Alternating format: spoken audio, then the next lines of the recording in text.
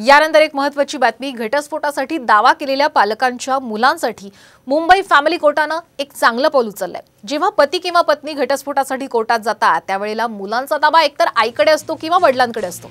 त्यातली मुलांचा ताबा नसलेली व्यक्ती, मग ती आई असेल किंवा वडील, यांना मुलांची भेट घ्यायची इच्छा असते। मात्र ताबा असलेली व्यक्ती अशी भेट घेऊ द्यायला तयार नसते।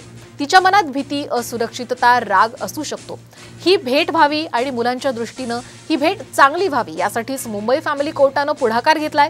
मुलांच्या दृष्टीने कोर्टाचा हॉल हा सजवण्यात आलेला आहे। कोर्टाच्या या हॉलमध्ये येताना मुलांना चांगलं वातावरण मिळावं म्हणून आकर्षक रंगसंगती आणि मुलांना आवडणाऱ्या कार्टूनची चित्र, खूप सारी खेळणी, क्रिएटिव्ह पुस्तकं अशी या हॉलची सजावट सुद्धा करण्यात आलेली आहे। यासाठी मुंबई फॅमिली कोर्टाच्या प्रमुख न्यायाधीश मंगला ठाकरे यांनी पुढाकार घेतलाय।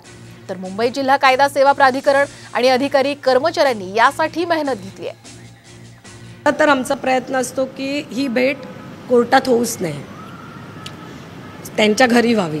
बाग असते, मॉल असतो, एखादं रेस्टॉरंट असतं, मंदिर असतं, चर्च असतं, पण तरी असुरक्षितता, भीती, राग असं इतकं असतं एकूण कायदेशीर प्रक्रियेत की मग ही जागा त्यांच्यासाठी उपलब्ध असते। खेळणी असावी, काही वाचायला पुस्तकं असावी।